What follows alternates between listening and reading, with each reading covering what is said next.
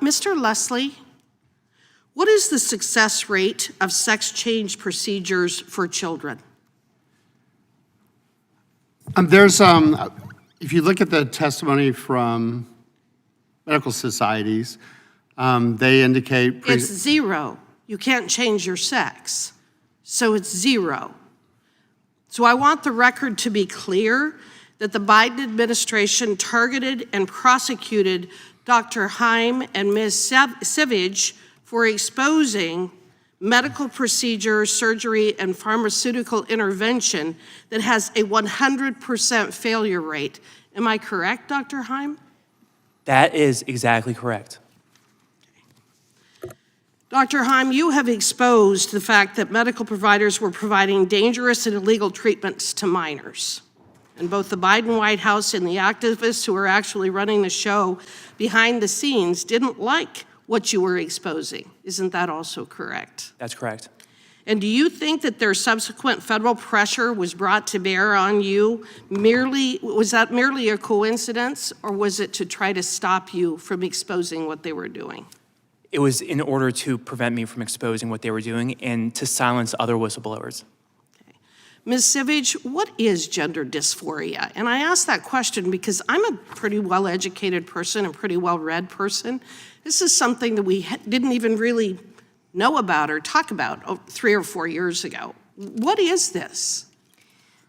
Gender dysphoria is when a child is confused about their birth identity. And that the key there is the confusion, because the problem is not in the physical body of the child. The problem is in their mind. And so why are we pushing as a society a solution that will irreversibly harm and sterilize children's bodies when truly the problem is that they're confused about their birth identity in their mind? And so part of what I've done here and part of why we're here today is to affirm and to celebrate ultimately God's design for our gender and sexuality, and that is something that should be defended. Well, are there industries that stand to benefit financially from these procedures, these industries? I refer to them as the unholy trinity, which is the healthcare insurance companies, the pharmaceutical industry, and the hospital system. And all three of these institutions have much to gain because this is a highly lucrative industry that exploits the vulnerabilities of children. Why don't you explain that a little bit further? Well, in my case, I came forward to expose Medicaid fraud, and I saw firsthand how Texas Children's Hospital was illegally utilizing Texas Medicaid to fund quote-unquote gender-affirming care, which is really gender-denying care.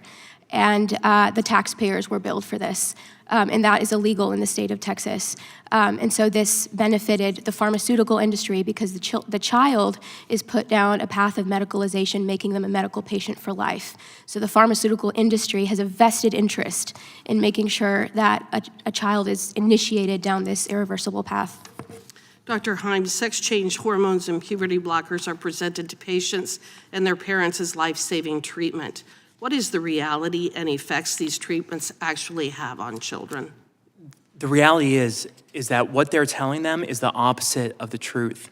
These hormones, the blockers, the surgeries will put them down a path that they can never come back from. You know, they always say that it's reversible, but once you start changing your physiology from the inside out, right, because that's what these hormones do. They change the cellular architecture of every single cell in your body in a way that you can't take back. And you know, it takes a while for the physical changes to develop. But once they happen, there's no going back. Okay, and so again, you've got lifelong patients as a result of these interventions. Yeah, and you know, they were saying that you know, suicide rates have gone up. You know, is it any wonder that the suicide rates have gone up, but also the society, you know, convincing people that they're born in the wrong body, that, you know, the way they were created was a mistake, that the name their parents gave them is their dead name? Of course the suicide rates are going up, and it's exactly because of what these people call quote-unquote gender-affirming care. But what it really is the destruction of the self. It's a pretty cruel industry as far as I can tell. I have a lot more questions I'd love to engage in with all of you. Thank you for your testimony. Thank you for your bravery, and thank you for being here. That I yield back.